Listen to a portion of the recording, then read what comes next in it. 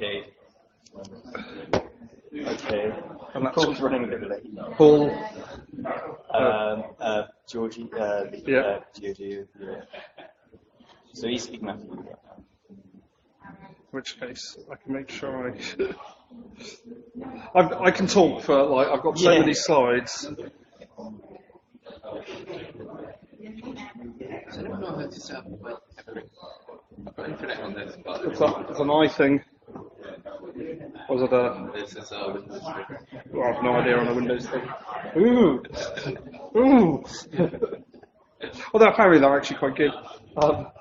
They're good as long as you don't mind that no one makes apps for them. Yeah.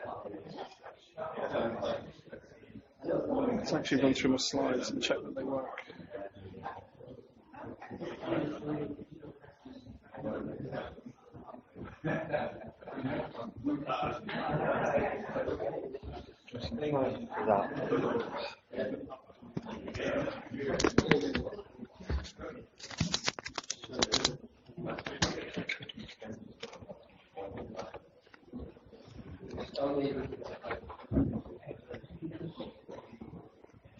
Actually, you know what?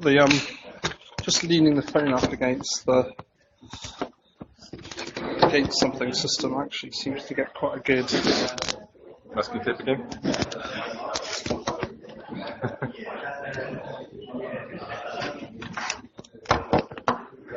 You know what? That'll do, I think.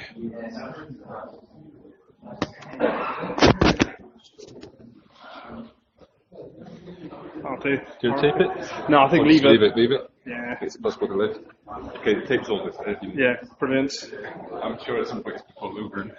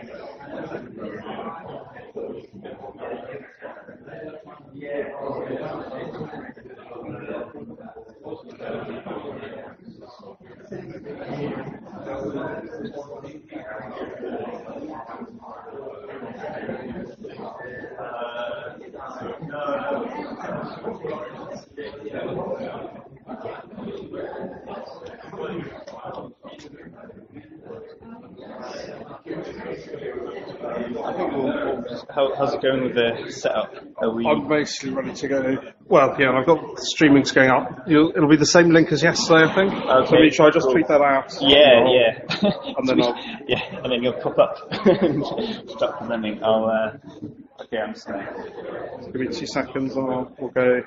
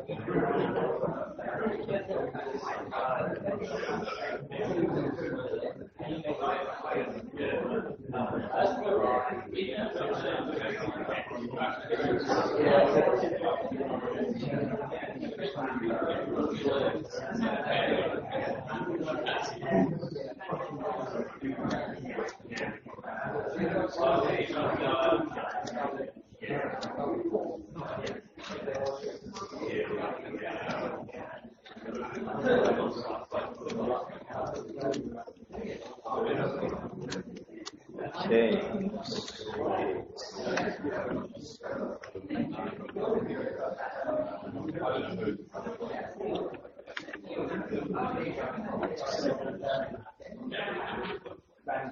Are you okay? Just give me a shout when you're ready. I'm basically just on the tweets.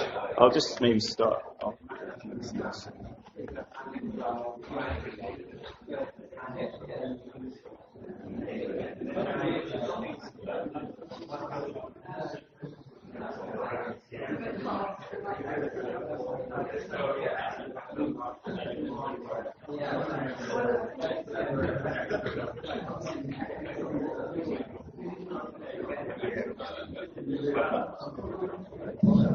Hi everyone, thanks for coming to SotM Up, the third day of SotM Up. We're going to get started shortly, but I just thought I'd sort of just give you a bit of information out today. So we're going to have a break at 11:30-ish to have coffee. There's lunch at 1, and we'll be finishing around 5. Chris will be starting off shortly, and he's just setting up the video streaming on the phone there. There's toilets are out in the foyer there, the men's is over to the left, the women's is straight up on the right. What else is coming? If you've got any questions about sort of the food and dietary requirements, let me know. If you've got any other questions, just ask anyone with a t-shirt on, they should be able to help you out. And yeah, we should be getting started soon. We've got kind of, in the afternoon session, kind of got some interesting things going on. We've got hopefully a 3D drone kind of demonstration, and we've also got a guided tour of the map library. And I think as you're signing up, you kind of selected which one you wanted to go on. So we'll try and sort that out later. But just sort of, we'll just sort of wait till that point, and we'll try and sort of split you up into the 2 groups, and we'll kind of go off and do those things, and then we'll come back, and you'll be able to leave your stuff here, and we'll kind of catch up for you. So yeah, great. I'm really excited. So many great talks today. Chris is going to kind of kick us off with a sort of just a general update about SotM Scotland and what's been happening.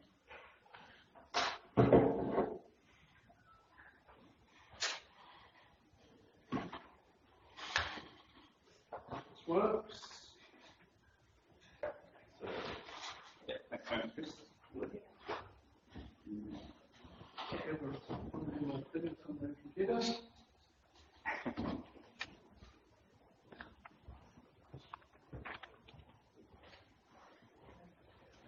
Right.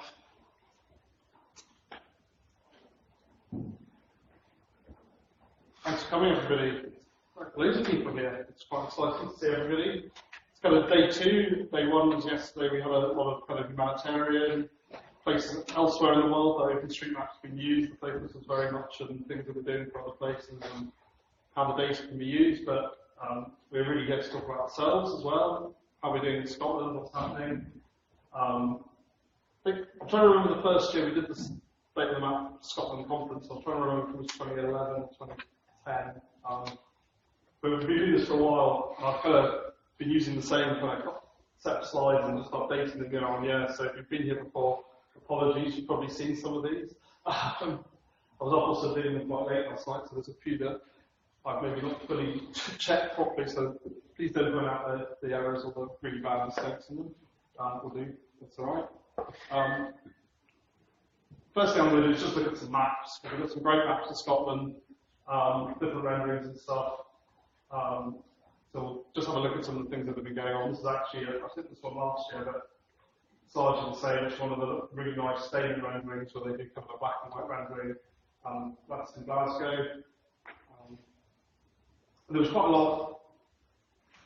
I've been kind of trying to work out there's just been an update over the last 2 years of what's been happening where. So actually, the last year there's been a bit less, but the year before that there was loads of stuff happening. There was a whole load of feature map stuff. There were mapping parties. And actually, that was quite interesting. They were getting loads of people to come in and actually put points on maps and actually doing physical stuff. So that was happening.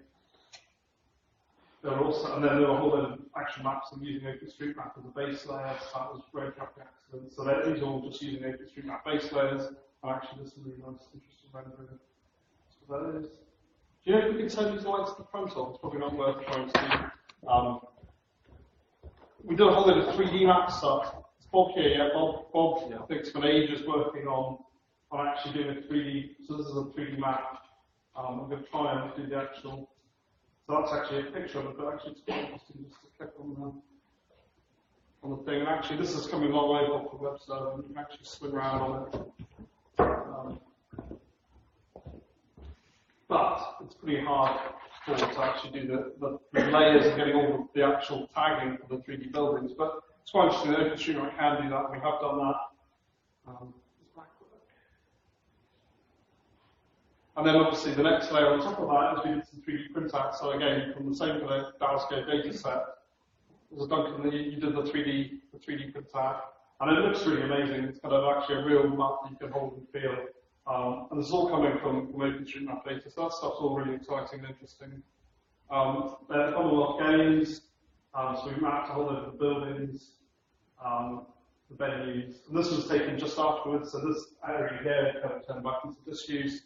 And then I went back and checked it again this year, and actually it's all been finished off, and the brown kind of construction has been turned back into, it's all over the roads and finished off and stuff.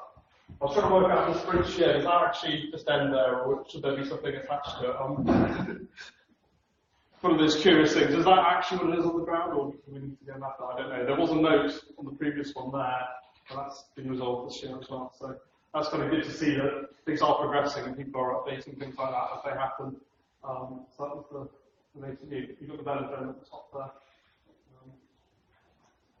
And in Edinburgh, we've had a whole bunch of work going on by the Mesh project. They're doing a talk later, so I won't talk too much about them. But they've been kind of really getting right down to the detail, mapping the gardens, getting all the house numbers. I think their plan is for a big chunk of Edinburgh to actually have every door, basically every address point, actually in there on the map in place. That's quite exciting. And there's some really good map sources. I'm setting over in Newtown. So a lot of that mapping has been done from aerial imagery, which you can see there. So that's the editor view. Actually, people going in and doing that. But we've also got National Library of Scotland, some of their historic maps. And actually, for areas like this that haven't changed, these maps actually align pretty well. I tried to do this for the street that I live on, which is, I live here, but the map ends there. They were halfway through building it when that map was published, so they didn't find out on the old map. But the arrow image really is quite nice. So that's quite interesting. And you can kind of see the extent of those old maps. They only take us so far. To the point where you then just be back to, especially for buildings, and that does seem to be, when I've kind of gone through and looked at some of the data, that seems to be the big thing that we're growing at the moment in Scotland.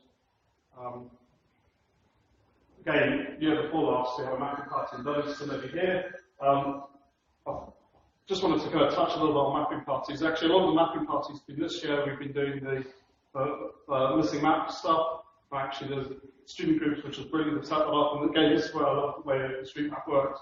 Actually, someone kind of independent of the main kind of group of OpenStreetMappers saw this thing, and they started doing it. And I think we only found out about it after the first mapping party actually happened, but actually then subsequently, we've got involved with them, and actually I think it's quite useful to have people there that kind of know OpenStreetMap, as well as the new people. Well, there's also, I've noticed from that actually, one or two of the people that actually were introduced to OpenStreetMap through the kind of humanitarian side have actually then subsequently been mapping it over. So that's kind of this really nice kind of thing where actually the more angles that people can see OpenStreetMap through, the better it is for both locally and globally. So that's great to see that growing. That was a street shot of people that had that mapping party as to involve you recognise. There's my GPS. I quite like to go out. Either my son would be on that day, and I didn't go out with the main group, but we just went for a little wander. And you've got to get them working on the GPS as young as you can. I think he's got it. He's holding up, getting a better signal. I know he thinks it's a phone. Yeah, definitely a phone. But actually, we had a wander. We actually discovered Dr. Neil's garden, which I've never seen before out there. I actually just had a wander around and picked up some of the details. So actually, although the garden was there, actually what we could then do is go out steps and bridges and things like that that children are interested in. And then actually afterwards in that party, there's some mapping as well. I think this is just a wee follow-up from, so that's some of the stuff that's been happening anyway. I'm going to look at some other things in Scotland a bit later on if we've got time. One of the things that came out of the last statement about Scotland was actually some of the place naming, especially in Edinburgh, wasn't great. And one of the things that we wanted to know, I hope it's on that one, that we kept that right, was that actually they were missing the very local, the neighbourhood weren't being displayed. So actually one of the things we did in the hack day last year was add local neighbourhoods to the rendering OpenStreetMap. And that particular thing did get accepted. The other one I think was a down rendering one that It has finally been accepted. Has it finally been accepted? Hooray! It took a long time. I kind of almost thought about it. And actually, I found that I've been able to use OpenStreetMap for my day job, which is more on telecoms, but one of the guys, we have a product, actually can locate radio transmission. We have kind of a set of 3 sensors, and this is their user interface, looking at RF stuff and it's scanning, then triangulating where things are happening. And it turned out they were using OpenStreetMap for their images, and they were running into problems at one stage because actually the export function in the OpenStreetMap website is a kind of this will only work if the load is low, and actually they kept complaining that the export wasn't working anymore. And then someone changed the user interface so you can see the exact flat long coordinates of their boxes. And the way they were doing this was basically you got the image, and then you had to put in the top left-hand corner, top right-hand corner into the software, and then that was what it was displaying. These things tend to be fixed, so there's a kind of thing that was getting set up for them. But they were complaining. They were then apparently taking the images out of OpenStreetMap, geolocating them in Google Earth location. So I was like, this is silly. So we actually built an internal map rendering server, and I gave them a nice little interface, and that's still running, and actually the field people can then go and use it. And what's interesting is, unofficially, this kind of stuff gets used in kind of big events, big stadiums, things like that, where they're kind of managed frequencies. So this probably was used, so someone would have been looking at OpenStreetMap, say during the Olympics or the Commonwealth Games, and actually looking at where people were using what frequencies are transmitting from and trying to find road transmitters. So that was OpenStreetMap there. So it was quite nice to actually use it for my day job rather than just normally having to do it in time. We also did a whole load of stuff recently. Stirling's actually looking really good, and that was, you can see the river on the air, so that's the toner image again. And people have been doing kind of like, actually what doesn't quite work on that screen, mapping individual tree types in an orchard. So I've been meaning to follow this up, so there's a whole load of stuff happening in Blackhole, and it's actually looking really good. And one thing I really liked is they had some paper guidelines, which was how to actually tag things, what's essential stuff that we actually have to have on the map, and these are the things that are desirable. So their essentials were actually really about the links between places, what's there, and then more desirable the house names and numbers. Again, this is the kind of, I think it's overall the trend that you see is that you start off by mapping what's the place called, where are the roads, and then the second thing is second, almost becomes a second pass if we then do what was the surface, you start doing walls and fences, land cover, in the way that we saw on the map of Edinburgh at the moment, where you actually keep on mapping individual gardens and things. Other places where we're kind of much happier with just, is it on the map, is my building there, is my house over there, so we kind of have that thing. And actually some of the best ways of saying, for the highway code thing that they did, it's just a little table, what are the different things, you can use what types of keys, so their documentation I thought was really good. The other thing I wasn't quite put on. That's annoying. I can't see the 2015 numbers on there. So pretty much, I think the first one of these must have been in 2011. We've been kind of tracking using the kind of ITO maps to use the Open Survey database. They kind of produce a list of names and they kind of say, here's the names that are missing in different places. And I kind of, for the first few years, it was quite interesting to actually track that. I've kind of cut most of those out now. It's kind of worth looking at the top of the table and the bottom of the table. And I remember so actually in Edinburgh this year, there were, according to their list of roads, there were 33 new roads added. At the moment, we're missing 2 of those.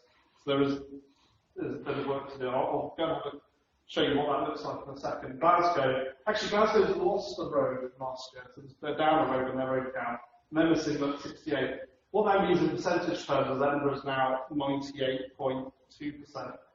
But, and I was also looking at the bottom of the table. What's happened in Moray? So I was looking at their list. It's down 1,881 roads from last year. Will they need boundary changes or anything? Sean's not here to ask about the ITO maps. Anyway, so that seems weird, but the percentages are roughly where they were. So there's not actually a great deal of movement on that, but actually, we're sort of 5% out, but actually when you certainly look at Edinburgh, which we'll do that now, when you look at the Edinburgh stats, what you see is actually there's a whole load of basically roads that are wrong in that data. So actually being 5% out probably is only being 1 or 2% out in reality. There we go. So this is what that interface looks like for those of you who haven't seen it. So you've kind of got, on this side, you've kind of got the not names. So these are the names where basically we've actually gone, we've checked on the ground, and we've actually said, on the survey data says this, but actually we know that it's that. So on Wester Hales Drive, should be Harveston Place. So there's 2 roads that are actually shown as missing here. So we do actually need to go and have a look at these, and I'm sure someone will. I think I did this. Maybe his way is not signed. What's that? Maybe his way is not signed. It's at the airport. There is no signs. That's what I was going to say. Because it's not on the. It's not on the other source to look at is the councils have a list of roads. It's not on that. And actually, that's what I was going to say. I bet we're on top of this already. So actually, the 2 roads. Glendice Terrace. Have you looked at Glendice Terrace? I think it's just a bit of the road is missing. Yeah. It's not been signed, but yeah. So we're talking about that level of detail, and actually, someone in the room is already. So actually, I think in Edinburgh we're definitely very much on top of that. So that's kind of really good to see. The other thing that I've kind of been tracking the last couple of years is actually just lengths of roads. So this year we've got 25,882 kilometres of track. So that's actually the longest amount of anything we have in the world. And it's kind of quite interesting to just flick through. These are the 2004 numbers. So actually track, we've added 5,000 kilometres of track in the last year. That's what growth is. Things like unclassified residential service roads are actually pretty static between 2004 this year. So most of the main road types, and that is actually, I think, just a sign of stability. We've actually got all those roads. There's very little to add. When you look at path and footways, they're still growing. So this year, so if you look at, say, path, 7,350 metres, and then last year we were at 6. I think path and footway, there's been a bit of a swap around between them. So 6,290, 7,350. So yeah, so we have been growing. And actually, the growth of the paths and the footways is slowing down. But I think there's probably still a huge amount of those kind of things to map, especially in the more rural out of the way places that people don't visit so often. But it's kind of good to see that the things that we'd expect to be growing, the tracks, are kind of less interesting. Well, the more unusual things are growing, but the kind of the main road types are actually very, very actually stable, I would say. There's a couple of slides that didn't work there. I also quite like when you get to the bottom of that list to see what you've got. So you've got kind of, I meant to go and actually have a look at what was highway equals escape was one of the 160 meters. Is it an escape road maybe? Highway survey. I don't know. So there's kind of right down the bottom. There's only one highway forward, which I thought there might actually be more, but it might be more of a sub tag. This year I also thought it would be interesting to look at land use and just see how that's changed since last year. Sorry, it doesn't make it the easiest to road. But actually, again, forests are kind of one of the main land uses that we actually tend to tag. I think there's probably, this is in kilometres squared, I think we're probably still, if I got my calculations right, which I'm not totally 100% sure about, we've got 6,000 square kilometres of forest. And actually last year we had 5,728. So actually we've not grown that much more forest. What's interesting is the count, there's only 18,000, and this year there's 21,000. So actually we seem to be adding more, or we tend to be breaking things up. So land use, and overall, the total amount of land use, actually we've not mapped a huge amount more from 2014 to 2015 in relative terms in kilometres squared, but we've added 10,000. So I think we're probably almost maybe breaking up bigger areas than creating new ones on land use. Oh no, sorry, that wasn't land use. This is buildings. Buildings we've added. Yeah, that was relatively small. Buildings is actually where the big growth is. So this is in 2014, we had a big number of buildings. I needed to divide that by 6, which is so it's 59, actually it's only 59 square kilometres of buildings of yes and residentials. But actually there was actually a fairly big hike over the last year. I thought the total somewhere. But buildings actually is where the real growth is when you look at it. We're not adding so much land use, we're not adding so much roads, but when you actually look at buildings, there's a huge number of new buildings going off the map. And that is largely what you see when you look at where people have been mapping. Once actually all the roads are on, actually the next thing that we're interested in is buildings and addresses and that level of detail. Actually, place names is really static this year. I think when I did this last year, from 2013 to 2014, we added something like 1,000 odd place names in Scotland. Actually, that number was exactly the same this year, which I'm hoping means we've probably got all the place names in Scotland now. Hard to be sure. And again, you've kind of got the bottom of the list is where you've got the interesting things. Right at the bottom there, rock, one, building yes, building region. Sorry, place space, Iceland.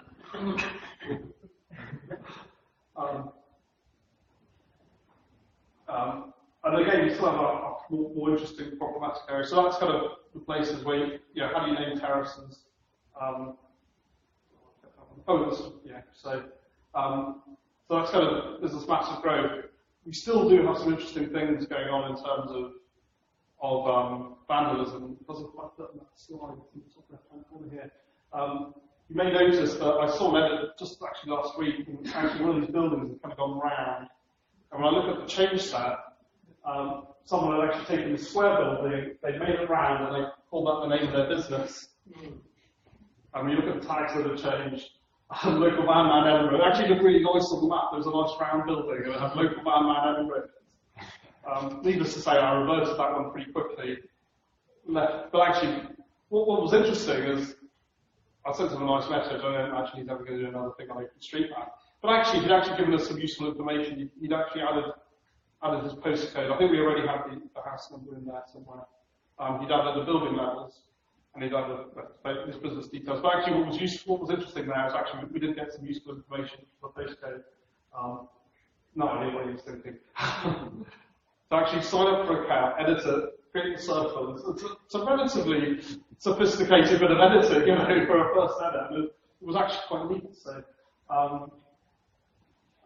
just when I was moving, having a look around, I kind of noticed. I've noticed this before, but actually the borders, the kind of the rural areas is where we tend to suffer. But actually, down in the borders, this is Kelso in the top left-hand corner here. Actually, it's looking really, really good. There's some lovely detail in there. Loads of buildings, loads of little fields, forests, everything. And actually, I think that really makes the map look really good. especially sometimes the standard OpenStreetMap rendering for these areas, it looks a bit bare or whatever, but actually what's amazing is, well, I think this is one of the reasons it kind of gets a little bit addictive, is once you start adding the detail when you see something like this, you kind of want to make your area or the next area along that level up from there. How many times in? Yeah, I'd say 5 minutes. 5 minutes, great. I've got a right or I've got a down at this point, so we can go down. And some of that detail is amazing. This is some of the work that the mesh projects have been doing. And I noticed they added all these bollards, every single one. And I said to Icy, who did it, I was like, are those just approximate? He's like, no, I measured them, or I placed it between them. So apparently, so as accurate as you could be, pretty much as perfectly accurate. All the bollards on the high streets are there. But I also really like this as an evolution of OpenStreetMap. I think I had a brilliant day out maybe in 2008 where I first tried to map this area, and it's really hard to map because you've kind of got the closest, and so you go down between these buildings. Basically, unless you're standing in the middle of the high street, you basically don't have a GPS signal there. So, that stage, the aerial imagery was even worse than it is now. We didn't have any base maps, so I could have done a really rough approximation. I kind of got all the place names and roughly where they were, but I knew it was out for a long way. And pretty much now, I think we've got this as, again, I think as good as it's going to get. It's really accurate. All the things are there. He's actually, again, I was talking to him, he's actually paced. So where you can get a signal, he's actually measured things, so he knows how far and how long the tunnels were and where the buildings are. And actually, it's amazing what you can do just with your feet and a measuring tape and actually getting that extra level of detail. I think some of the 3D detail could probably still be improved upon, but actually in terms of points of interest, addresses, stuff that I never even dreamed of mapping when I first did this. I think I did pubs, and I did buildings, and I did street names. That was all I was interested in back then. I didn't care about bollards, or trees, or even restaurants. We weren't mapping back in that time. All the little details. Same thing, I just think that when you look at kind of Princes Street, Rose Street area, it's just a bit mad, got loads of stuff on there. And actually this is where the Zoom 19, which was kind of the most level of detail, still actually isn't enough. You can easily see zooming in another step beyond that to actually pick up some of the detail that's now on there. I think there's loads of stuff that isn't being rendered that's on there at that point, even at that resolution. But I think it's probably safe to say, I think every shop, every business, every door number is on that map in that area, every garden, everything. So that's quite an achievement, I think. But the rest of Scotland, it's not always looking so good. And again, this is the general thing. The way I seem to think about it, it's almost like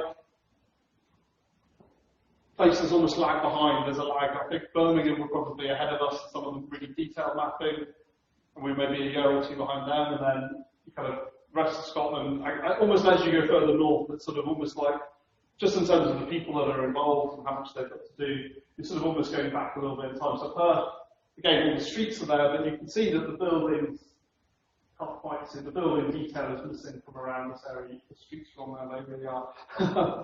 But the buildings aren't on there yet.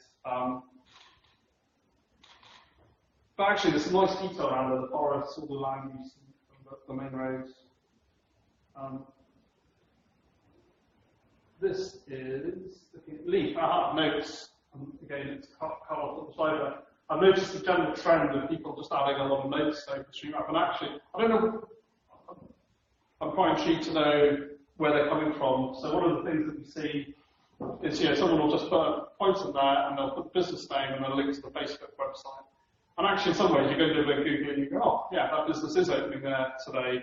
And actually, it becomes quite a quick thing and then just edit it. So actually, the notes, I think, has been a really useful feature. And I think we see people using it more and more from outside of the core OpenStreetMap community to have stuff, which is what it was there for. So that's really good. We tend to keep an eye on that. So that's kind of most of my talk with some extra bits at the end. So thank you very much and enjoy the rest of the day.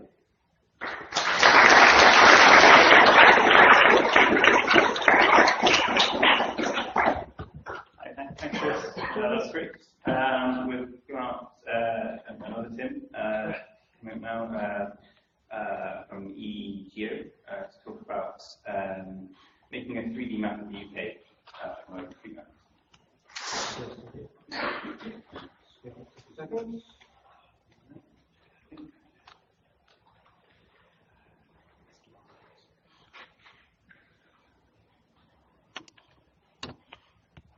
We're based in Dundee. Here with Scott and Mark this morning. So we make a 3D map of the world, and we provide that as an open developer platform. And we make some use of OSM at the moment, but not much, and we're looking to make more use of OSM. And I'll talk a little bit about how we build these 3D maps and how we currently use OSM and how we're looking at using OSM more in the future. So we provide a 3D mapping SDK for iOS, Android, OS X, Windows, Oculus, and WebGL. We think it's the largest virtual world, the real world, that we're aware of, that you can actually interact with and use as an actual full virtual world. And we've got about 20 million square kilometers at the moment. So we've been working on this technology in Dundee since 2007. And quite a bit of it has been open source GitHub each year. So we don't use OSM exclusively, so we use quite a lot of commercial vendors. So we're working with Zenrin in Japan, and we've got the whole of Japan in 3D for a company called Entity Docomo, which is a mobile operator in Japan. We've used data from Telstra to build out part of Australia, specifically the area around Melbourne, again in 3D. And we built, this is a part of subset of Brazil, Rio and Sao Paulo, quite a significant area, about 5,000 square kilometres around Rio and Sao Paulo for Samsung. And we built the entirety of North America, so the whole of USA and Canada for Finex Limited. And we do make use of some OSM building data there. The data that we have for building coverage in the States is extremely limited, and we use OSM for filling out some additional building coverage. So that's a view of the map form where we are today in our maps. And almost all of our maps are machine generated, procedure generated. So we take source data like OSM, but also from commercial vendors like TomTom. Run them through our processes to produce 3D models, collision data, navigation data, to produce our world. And over the last couple of years, we've been moving towards opening our technology stack. So we've been steadily open sourcing aspects of that technology stack. So we've got a fully featured example app that is open source on GitHub. The samples are open source, and there's a new open source iOS API. Over the coming 12 months, we're looking to move to a more open data strategy, which is why we're interested in speaking to people today. So we take familiar data that you see, and you're all familiar with it from OSM. This is the area around Dundee, and our office is just around that roundabout over there. And we produce 3D geometry from that source data, which we then apply textures to. You can see that cars driving around. It's fully interactive. You can collide with that. It's a fully interactive world. To the point where it's dynamic as well, so we can make it night. We can change it from day in real time to make it night. We can make it snow. We can make it spring. And that's one of the benefits, we think one of the benefits of our tech over photogrammetric approaches to 3D maps, where it's an interactive 3D model that you can control in real time. Just going to go into quite a bit of detail now about how we actually do this, and how we actually take the data like OSM and actually produce the model. So that's a model of downtown San Francisco, including the triangulation. So we treat the map as different layers. So we treat buildings differently to roads, and we treat roads differently to terrain. So for terrain, we take a DTM, and we prefer DTMs than DSMs or DEMs. We prefer the exact terrain model, not any model that has contribution from man-made structures. And we take land cover polygons. And the land cover polygons is a bit of a difficult one, so we like taking fine grain detail, which is the kind of detail that you have in OSM. You don't tend to have fine grain detail around parks and city areas. But we also like to take much coarser LCM data derived from satellite raster, and that fills out the more land areas that we were talking about a bit ago, so that we can get agricultural fields and wider forest areas. We tend to find a lot of vendors, and also in OSM, that the larger areas tend to be very bare, and that produces a bare map. So we produce a height mesh, and we produce a triangulated LCM mesh. So the height mesh we derive from a traditional raster, produce a regular triangulated height mesh.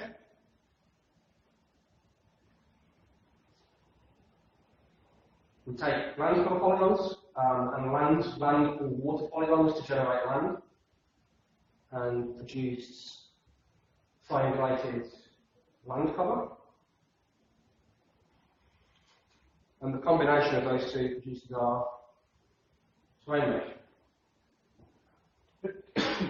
We keep that terrain mesh regularly divided, as you can see, which is somewhat inefficient, but it allows us to then more easily drape additional geometry over that. If that was irregularly triangulated, it becomes more complex to drape additional geometry over that.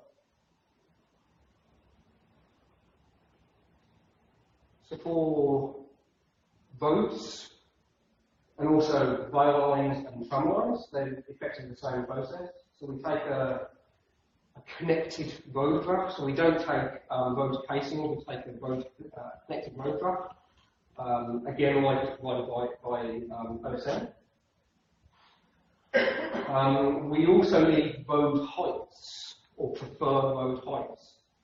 So they can take two forms, but we prefer actual GPS measurements of road height, but that's extremely rare. Like that tends to not exist. I think we have one vendor that provides that. So we can also work with layering, so like road A is above road B, and then we can infer that there's some height. But often, as you probably know, OSM, because stacked roads, we state that road A is stacked above road B.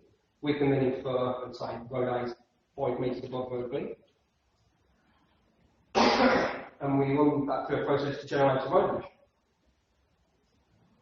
So, connected road graph. The algorithm starts off as effectively a line drawing, a line tessellation algorithm. So, for each of the segments of a polygon, we extrude by the road width. Half the angle of each of those segments of that road. And that part's quite straightforward. It's when it reaches junctions that it becomes a problem. Especially when we have varying road widths or varying road heights. It becomes complex to resolve. And this is a more difficult problem than like rasterizing the 2D map layers, where you can just stamp these on top of each other really and hide the problem that we have to deal with there. So what we have to do here is identify junctions. So we know that there's a junction at that intersection point. We can see at that orange circle there. So we know that there's a junction in the vicinity. We extend the extruded road edges and find intersection points. So you can see the three pink circles there. And they act as control points where we run it through a junction resolution algorithm. It produces something like that. It's not exact. Some junctions are very complex. There's many roads or many acute angles. This algorithm does not work perfectly. It's not a solved problem. There's many cases where we have less elegant solutions than that. That's the kind of road mesh that we end up with. Buildings are much simpler.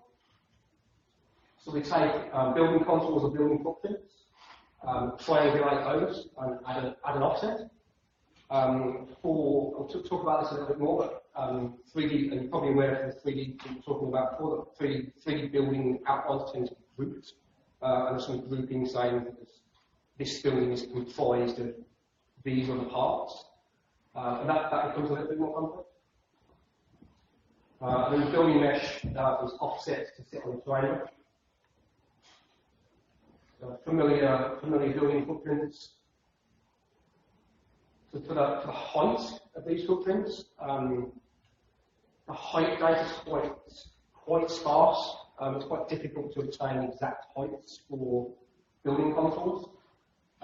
Especially in SotM, there's not much coverage of exact building heights. There's occasionally, we can also work with number of floors, but again, number of floors is not really defined that much. Not a common thing in SotM defined. We triangulate the building contour, extrude from the actual, preferably the actual height, but the height inferred from the number of floors. And if we have neither of those, we will try and infer or guess a height from the area of the polygon. So like smaller polygons tend to get two-story buildings. Larger polygons, very large polygons, we tend to guess off factors, and then in between we tend to guess maybe skyscrapers, so we give them a bit of a higher height. But as I say, we prefer having actual height data. This is a building grouping thing. So I'm actually missing a slide. So the building on the right, we also insert additional geometry on the walls so that we can texture the side of the walls. So that you can have a top part of the building, a bottom part of the building with maybe shop entrances, and then a middle part of the building that's tileable so that we can add in floors. Building groups. So for a simple polygon is insufficient to describe a 3D building. So often buildings are split up into separate polygons that are then related. And some of those polygons may have an offset so that they're floating. And this is something that is supported in SotM, which I'll talk about shortly. That's kind of the building mesh that we generate. And you can see that the top part of the building and the bottom part of the building has a slightly different texture in some cases, and then there's a middle section that we tile for a varying number of floors. We also generate trees. We tend to not do this using exact tree dates. I know that we do have people that go around and place exact tree points. We tend to not use exact tree points, but randomly generate them. So we randomly generate trees, and it can also be used to randomly place other things, so like placing golf carts and golf flags on golf courses, or animals in fields. We also generate something called what we call a glow map or a light map, which we use for adding, I don't know if you can see the street glow. And we did this by rasterizing the road network with a higher contribution, and the buildings, the extruded buildings footprints as a slightly lower contribution.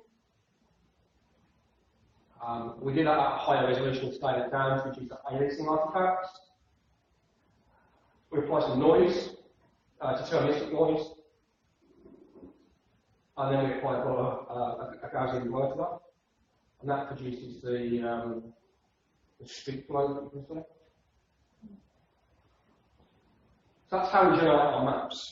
I thought I'd spend a little bit of time talking about where we are with 3D support in OSM, or the state of 3D map in OSM. So there's agreed tagging consistency for 3D buildings in OSM,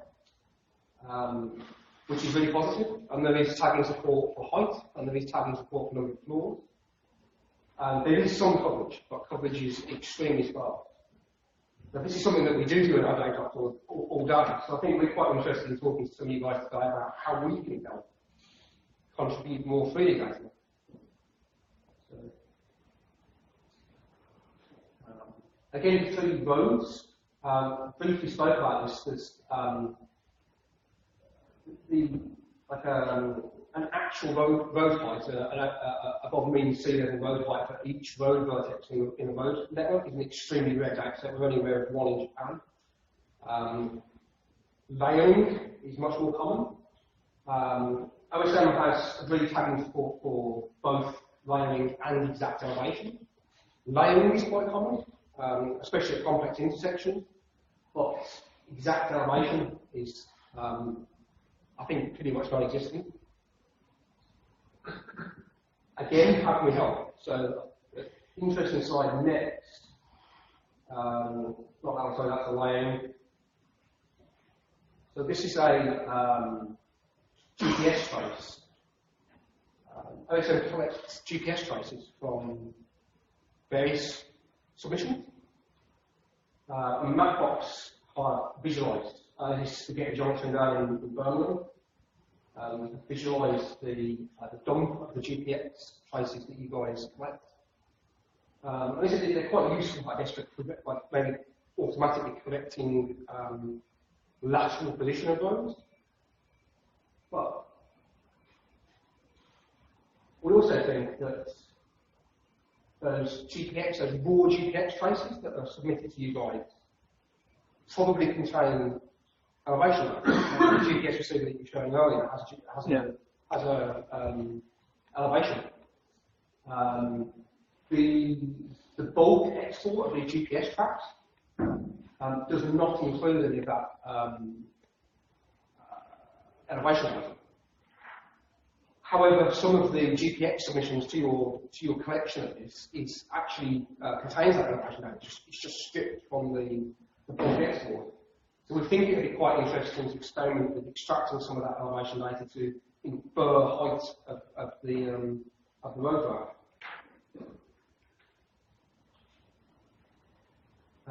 Another area of interest to us is indoor mapping. I think there's some early OSM progress for indoor mapping, quite a few things. And we can generate 3D models of interiors using a similar approach to the buildings that you're seeing. So we can generate 3D interiors. I think, correct me if I'm wrong, but I think indoor mapping is quite new in OSM and has very little coverage at the moment. But again, it's an area of interest. Again, if we could help, that would be something that we would do.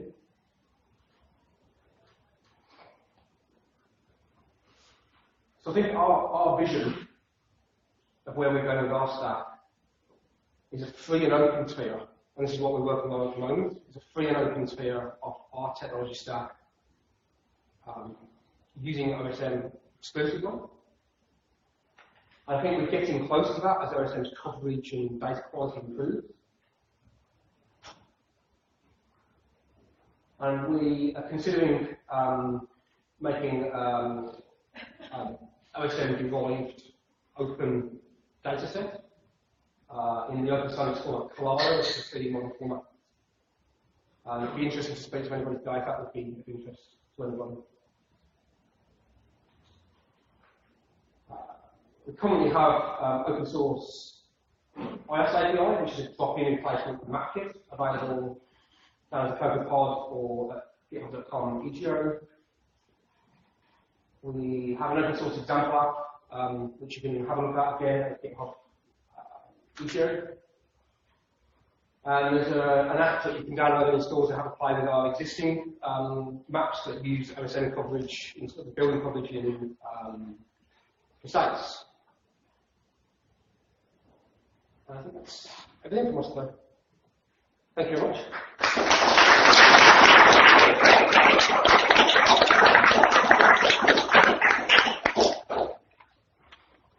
Thanks very much. I've done questions, but we could got a few minutes if you If anybody has any, yeah? Yeah. Don't look back. Terrain map earlier.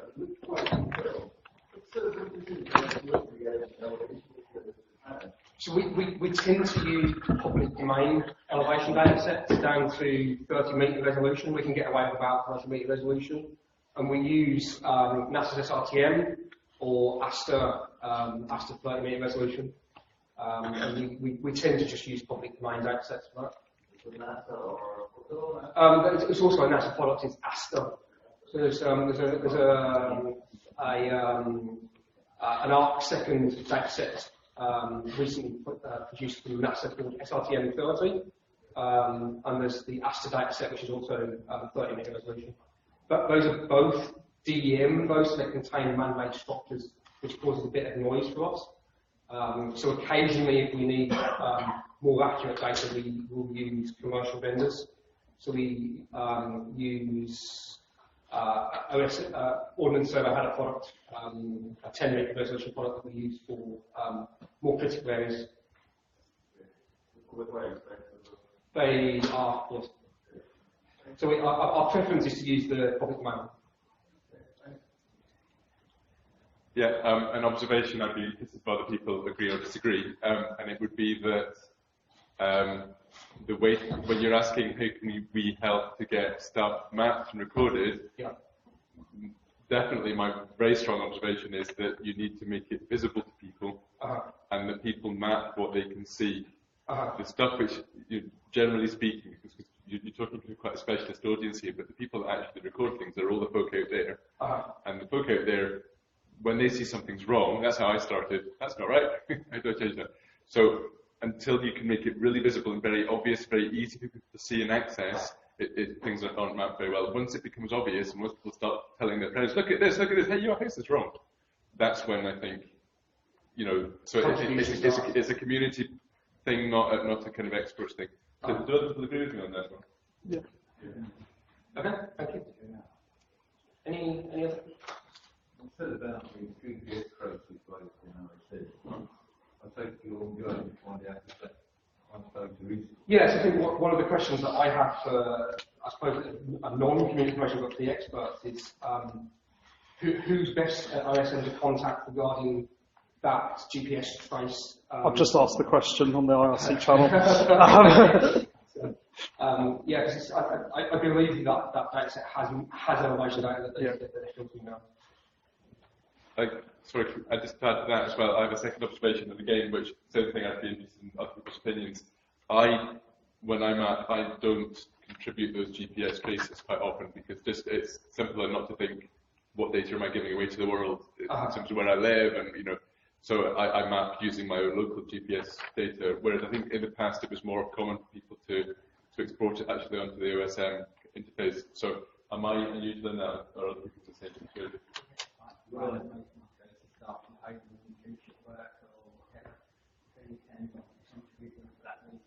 I agree, and the other thing I would say is that a lot of my traces are, as I'm on a bike, then I'll take a shortcut, and I'll know that I've taken a shortcut, and that isn't actually a path. I've just cut across a field or something, or I've gone down a track and thought, actually, this is not really suitable for a bike, and had to turn around, but that information is still in the GPS trace, and it's a lot of effort to remove that, so it's easier not to just upload data that is not really very valuable. I tend to edit my GPS traces and take out my house. Quite prolific as I thought.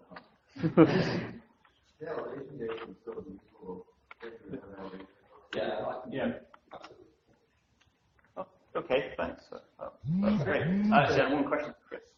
Was how many miles of steps we mapped? I think it was 80. We added 10 kilometres in the last year. We went from 78 to 88, I think. 88 kilometers. Yeah. Right. Let me check. I've got the data here. Always like that. Give me a few seconds. I just thought actually, I think I've got some water on a desk outside the speakers. Do you mind if you bring it in, Andy? Paul's sort of just rushed in now, so he's ready for his, the next talk about from GeoGeo about 3D mapping. So I think we're kind of bang on schedule. People kind of came in late. There'll be a break at 11:30. If you're wondering. Yeah, so the elevation data is stored, so we just need to get added to the data dump.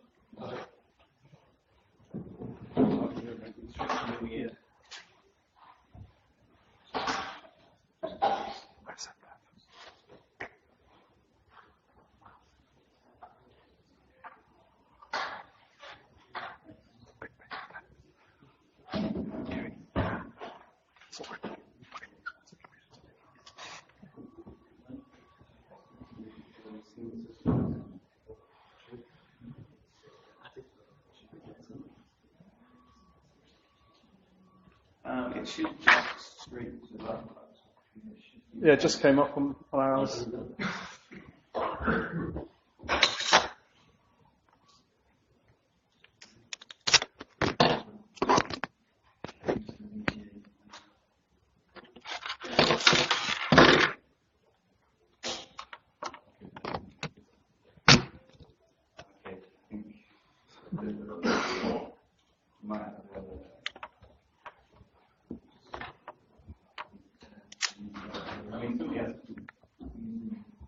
Yeah, we've just used the.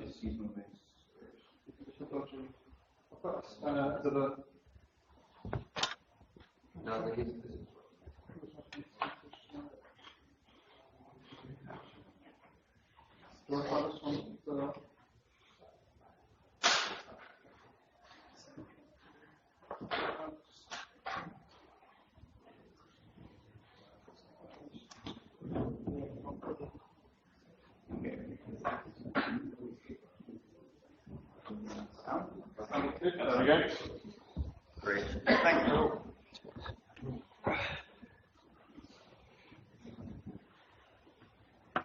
Not in my data technology, last time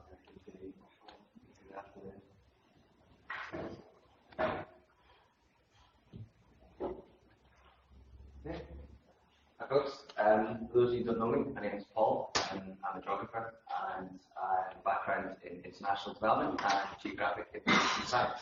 What that's meant is that for the last 10 years I've been looking at lowering the barriers of access for communities, governments and other organisations to access the latest mapping tools and to benefit from thinking spatially.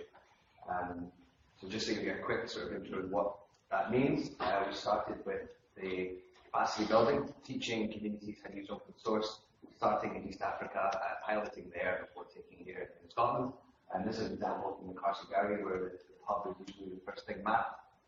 We've got the time here, 10 retired people and a 13-year-old girl called Lucy in a citizen science mapping project for climate resilience, mapped 11,000 features on OpenStreetMap in just 3 weeks between all villages of Perth and Dundee. That was 2 years ago, and they now have a dedicated mapping team, one dedicated to heritage, others to conservation of swifts, and to flooding as well.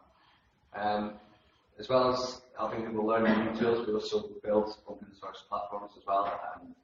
Sort of preaching to the converted when we talk about open source, we'll just skip right over that. But the idea, again, is the concept of just thinking like one geography. I think that's the key sort of fundamental behind all the mapping platforms that we design. And of course, because all geographic data comes from the sky, I got myself a pilot's license in 2014 and became Scotland's first fixed-wing drone pilot to be permitted to live in cities or congested areas and petrochemical sites, actually, thanks to this week's work over at BP and Grinchmouth. The three main reasons why we fly, I've got Amy over here, but Just to give you an introduction into the equipment, this is the SenseFly EV. In the UK, there's 250 different types of models that are commercially available for aerial work. 99% of those are quadcopters. I wouldn't put a joystick in my hand. Anyway. So this is the EV. There's only two that are guaranteed an airworthiness certificate by the Civil Aviation Authority. The first one is this one, which this is still the only EV in Scotland at the moment, although there's another one at home. And the other one is made by Trimble, the UX5. Trimble's about 50 grand. This will cost you, the new version, the RTK version, is about 30,000. And the thermal camera, which is just a little bit of equipment, is a tiny wee piece of equipment. I'm scared to say that that's 10 grams. 10 grams. I don't know if taking the piss. But the three main reasons why this is a game-changing bit of software or system is because, well, first of all, that's low cost. That's cheaper than satellite and everything will ever be. Okay, servo camera, don't pass that. Yeah, we'll just put it back. We passed the UV last time and I just did the popping sound of foam and I just kind of went, I've done that already, so it's fine. The other obvious thing is that you're flying below the cloud level, closest to the ground, you're going to be able to capture resolutions of up to 1.5 centimeters. And the flexibility of it, it's kind of there where you want it, when you want it, gives you the ability to be the first to respond to incidents like flooding, fires, and also being able to monitor and report for a fixed area for a long period of time, which is game-changing for renewable energy planners, forestry inventories. I could go on, so please, if we go on to talk applications, we can do that after. Just a quick demo of how it works. Shake it 3 times, kick off the accelerometer, start the engine, and then just that's done. The idea is that it's all about planning and safety. You're using ironically satellite imagery and SotM data to ensure that you're maintaining a similar altitude over the landscape to maximize the 3D reconstruction of the land below. And this is over to Barcelona, in the west end of Scotland here, and a great place to try and showcase why 3D maps and 3D GIS is the new revolution. And that's because with that I can tell the Barnet Football Club exactly where to stand on the Barnet Rock so they can watch the game free. It seems like a juvenile application of 3D GIS, but at least it gives you an understanding that this is the simple fact that the world's not flat, it's not round, it's a 3D geoid. Smart campus is another application that we're looking at because of things like utilities, infrastructure, and even lecture halls being on the 3rd and 4th floor. The ability to create a mirror world in 3D is the next step in terms of how we use geographic data. And there's a lot of things, right? You can see a few mistakes, and we'll talk about the format and outputs that we get. This is the near infrared camera. After a hackathon that we had, we identified Casa Delaware as a good place to try and do a near infrared survey and to show the differences between traditional and this type of surveying techniques. Near infrared is great for things like identifying vegetation in general. I won't get all the remote sensing line, but NDVI and also underlying archaeology is some of the main applications for that. I'll just show you lots of stuff. So we're at NRUN 4 centimeter resolution. This only took 2 flights, about 2 hours out of our day. We've then gone on to do Cotton Hill, but yeah, we're aiming to complete all of Edinburgh by next year, basically. But the concept of being able to map your city in 3D, again, increasingly converted. There's a lot of really great reasons for that. The first is how much we already spend to satellite and manned aircraft companies to do the same thing, waiting for clear day, when instead, actually cloudy days are better for not having shadows on the image. This kind of resolution opens up completely new opportunities that weren't available before. The most obvious one looking at that is really put solar panel. Being able to monitor the potential incoming solar PV radiation is something just not possible with the data sets we're using at 25 and 50 centimeters. Yeah, this isn't exactly, we'll talk about the different formats, but there is an Edinburgh computer game version I'm happy to share with anyone, and we'll try and run it here, but technology beats me today. So I have a drone. Don't go with the thing you do after that. But it's true. This is not just about quadcopters and music videos. This is a drone that's specifically designed for mapping, and this is the beginning of this period. Actually, it represents a decentralized approach to remote sensing and Earth observation. It empowers our own cities to be able to host individuals within that city to be regularly monitoring the city at far cheaper cost than we're doing currently. So, given it's a developers day, not a spatial analysis day, we'll skip over the spatial analysis stuff. When it comes to speak to myself or Stephen, we'll be more than happy to talk about some of the things that we're looking at. So, three basic outputs that we're going to have. First is the tips, the classic raster images, open mosaics down to 1.5 centimeters, digital surface models, and digital terrain models were built in a natural environment, separated, 3D point clouds, and triangular mesh, maybe one of my favorites. So let's just go through the first.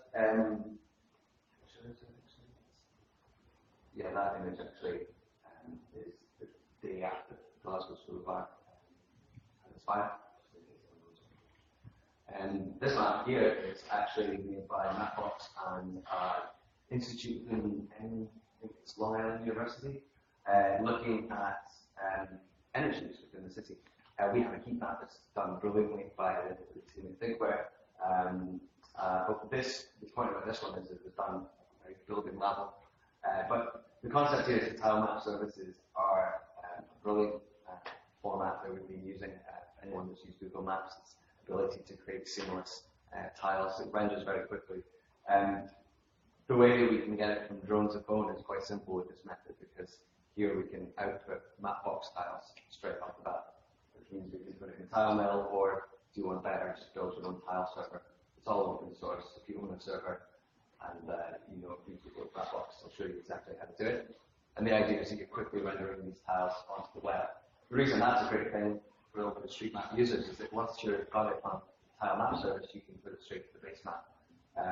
That's probably not as applicable in Scotland as it is in other parts of the world. We have a project in Orisha where, I'm from Aberdeenshire actually. I mean, I should just be going there because the satellite imagery is not exactly cloudless. But that's one of the main outputs that I want to touch upon. It's the most basic one that we can do because it's so quick in the field. We've actually put together a humanitarian response group called UAviators, an American name, the guy that was part of finding things with Shahidi, Patrick Meyer. And that's the concept of that is tie the World Bank and the whole SM team so that we can do exactly that. Capture everything, map it out, turn it into tiles, and give it to the OSM users. I would be more than happy to discuss afterwards about how we continue to do this offline, because the biggest challenge is, of course, internet and a lot of responsibility. And the next format that we gave there is point clouds. Here at the next geospatial debate, I'm not sure if this is for you or if it's me, but so the OGC are currently looking at the fact that we don't have a geospatial standard for point clouds. But given that this is a game changer and a revolution for surveying, we're going to see an onset of huge amounts of data coming in the next couple of years. If you think we produce enough now, we can fill in one thermal camera flight's already 20 gigs, and I do at least 5 or 6 flights in a day. So the point clouds are absolutely enormous. They come in two main formats that we use here. Typical for LiDAR, typical for georeferencing. Much better here because we can actually use graphs to georeference that. So that's when we're starting to being able to collaborate with other drone pilots that have point clouds. But the main thing here is that we need that kind of standardization over how we save point clouds and use them, and that's an issue that is ongoing still. And my favorite is triangular mesh, not just because I can use the same game engines from GTA and use them to make their own worlds, but the other great thing about this is the outputs you can put into. We spoke about the smart campus. Never mind a mirror world, but a mirror world you can actually go into with any augmented reality goggles. You're starting to be able to make those objects interactive. I used to co-authored the Future City Demonstrator project in Glasgow, and first week of the job, I already flew a Rockstar, GTA Glasgow. But for education, a lot of people talk about smart cities, but the first topic always that citizens want to capture is heritage. So the idea of creating a mirror world, because you've got a triangular mesh, you can take old photos of the city and use spherical projection to recreate that world again into a different time, and the ability to use this type of gaming to engage our elder citizens in the city to capture what they know about the city.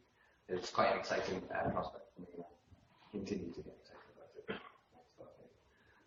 And I was going to do a few demonstrations, but I think that we might have to save that for later. So just to say, thanks for your time.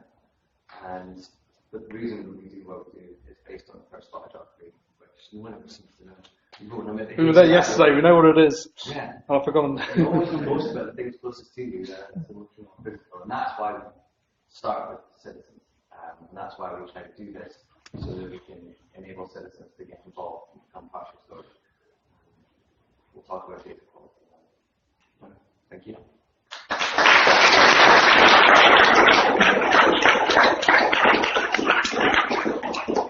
Thanks for that. Yeah, there might be a few questions.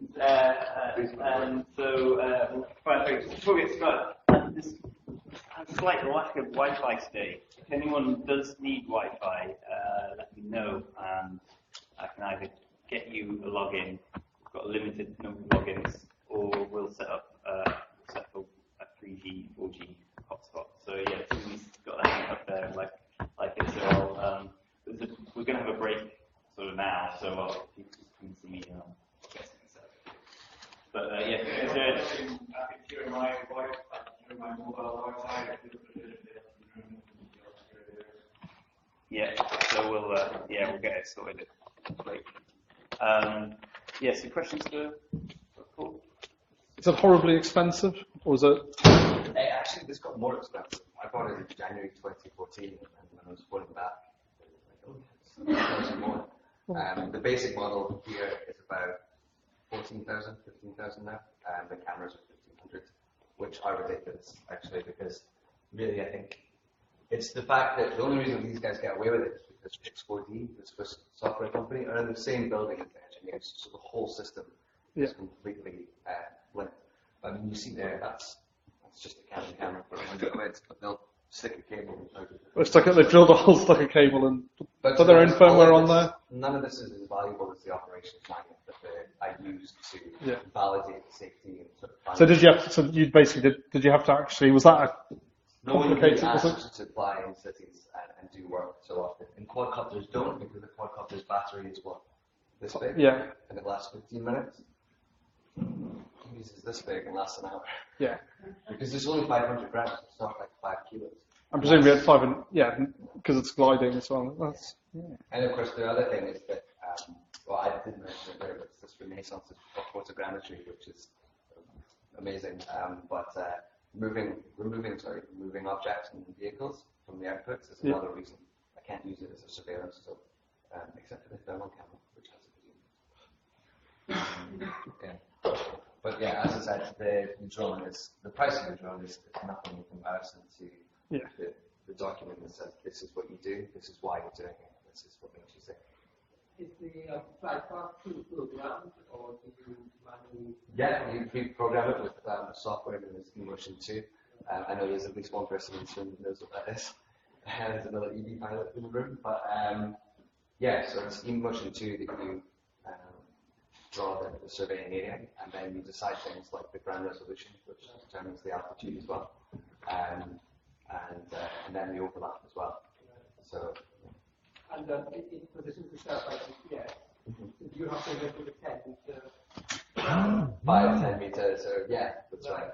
That's why when you tend to fly, you want to have a good bit of space. In Glasgow, we have lots of red ash pitches that never get used in ideal landing sites, and everyone's got lots of cars as well. Does that mean the actual resolution of how the output is fixed in sort of 3D space? I mean, you've got, obviously, you can do your photogrammetry between the different parts of that, but your whole model, is it how? The standalone 3D output, if you don't use ground control points and don't have a tilted station, is going to be sort of 3 to 5 meters horizontal accuracy. with the vertical accuracy likely to be 1.5 times that. The new model, RTK, is particularly awesome. Twice the price, but still awesome. And that you can get to a fixed georeferencing of 1 centimetre. And we're lucky enough that, when you're working with local authorities, like the Scottish Government, and have access to the master map, georeferencing on that is just as easy.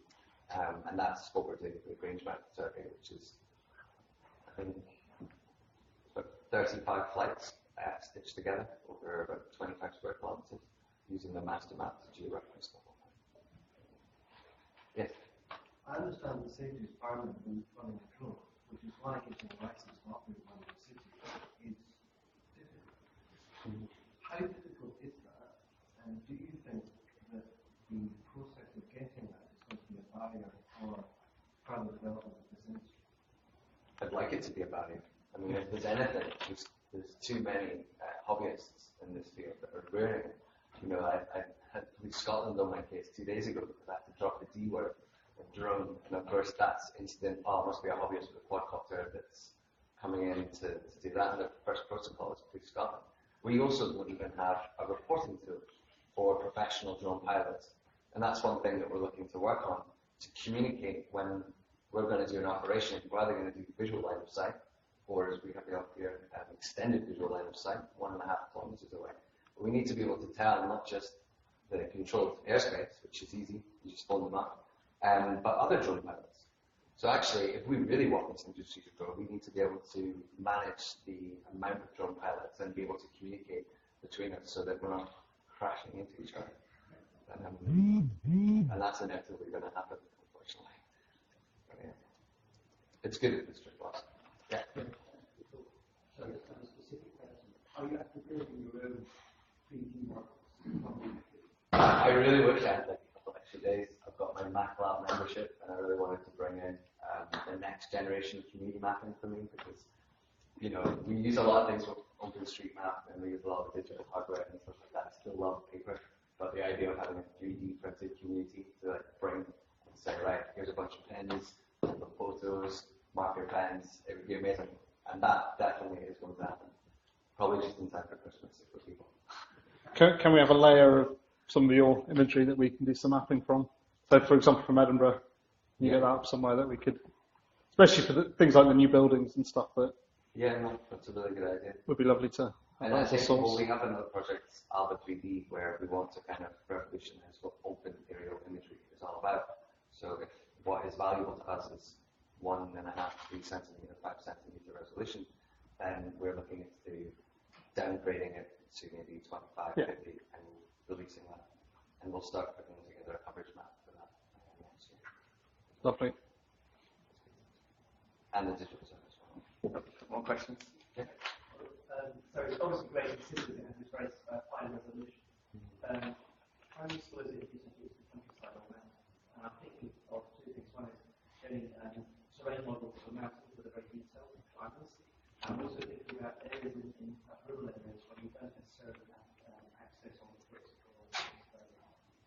No, that's absolutely a great application.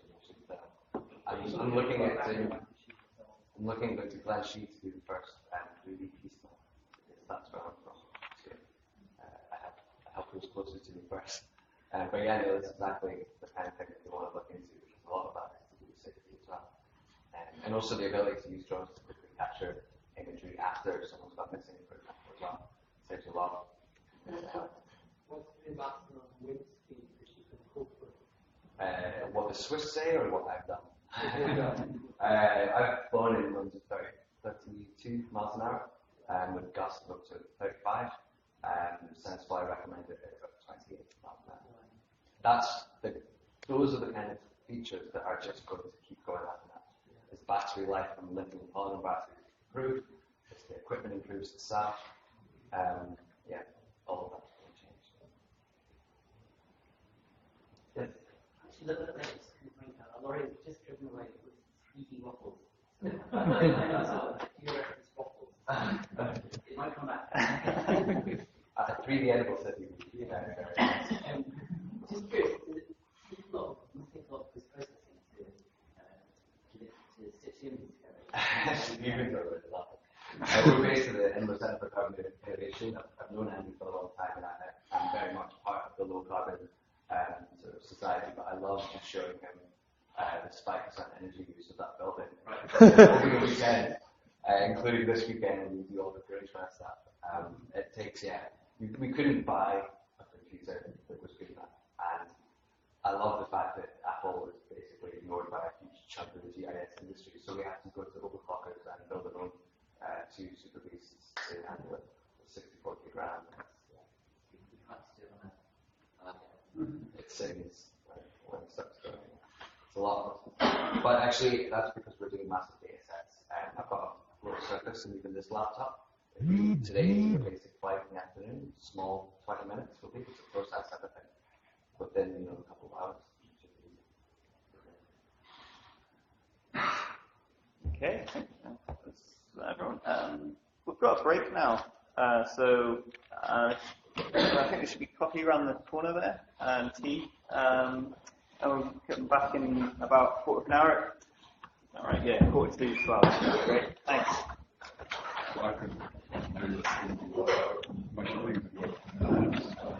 Hi, good. Yeah, I was going to mention that he's made me, but well, actually, all right, yeah. I was there yesterday, that was good as well, yeah. Really, I think you would really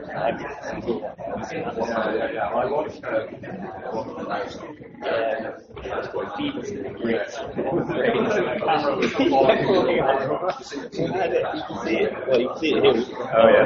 But it was, Chris bought a lovely stand and a lovely camera, and it just didn't work. Well, the thing is, the quality was the picture quality was really nice from the camera, but the sound just wasn't working. Exactly. So I've ended up, it actually looks pretty good. I mean, it's better here. And 7 people watching at the moment, 6 people watching, we've just lost someone. Well, we have a bunch of breaks. I just did say we were about to have a break for 15 minutes. So, what I might do. Yeah.